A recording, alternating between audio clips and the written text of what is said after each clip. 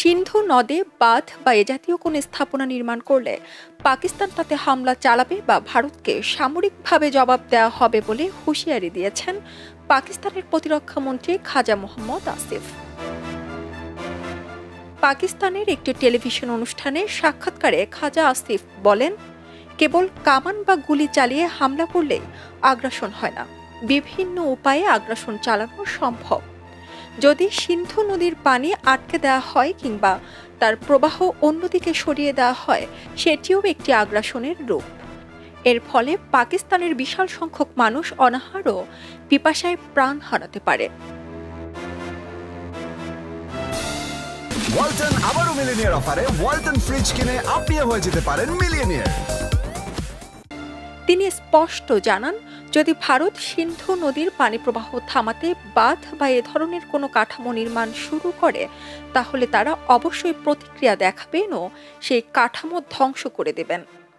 বর্তমানে তারা আন্তর্জাতিক বিভিন্ন মঞ্চে এই বিষয়টি নিয়ে আলোচনা চালিয়ে যাচ্ছেন, এ পরিস্থিতির ওপর নিবিড়ভাবে নজর রাখছেন বলেও জানান তিনি। এদিকে গত মঙ্গলবার ভারতের শীর্ষ সেনা ও নিরাপত্তা কর্মকর্তাদের সঙ্গে বৈঠক করেছেন ভারতের প্রধানমন্ত্রী নরেন্দ্র মোদী। সেই বৈঠকে তিনি ভারতীয় প্রতিরক্ষা বাহিনীকে পাকিস্তানের উপর হামলার প্রস্তুতি নেয়ার নির্দেশ দিয়েছেন বলে জানা গেছে। তবে ভারতীয় সেনাবাহিনী এখনও কোনো সামরিক পদক্ষেপ নেয়নি। খাজা আসিফ মনে করেন, এখনও দু দেশের মধ্যে যুদ্ধ শুরু হওয়ার তীব্র আশঙ্কা রয়েছে। তিনি আরও বলেন, যুদ্ধের হুমকি আমরা এড়িয়ে যাচ্ছি, এখনও এমনটা ভাবার সময় আসেনি। এছাড়া ভারতের প্রধানমন্ত্রী নরেন্দ্র মোদীর কড়া সমালোচনা করেছেন খাজা। তিনি বলেছেন, আসন্ন নির্বাচনের পটভূমিতে রাজনৈতিক লাভের জন্য মোদী নাটক করছেন এবং পহেলগামের হামলার বিষয়টিও তিনি মঞ্চস্থ করেছেন।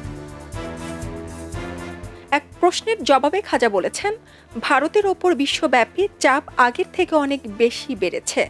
ভারত যে পরিমাণ বৈশ্বিক সমর্থন প্রত্যাশা করেছিল তা পেতে ব্যর্থ হয়েছে। আন্তর্জাতিক সম্প্রদায় পাকিস্তানের বিরুদ্ধে মোদীর অভিযোগ প্রত্যাখ্যান করেছে। তবে ভারতের যুদ্ধের হুমকি কঠিনভাবে দেখছে পাকিস্তান। সারা জেরিন, খবরের কাগজ।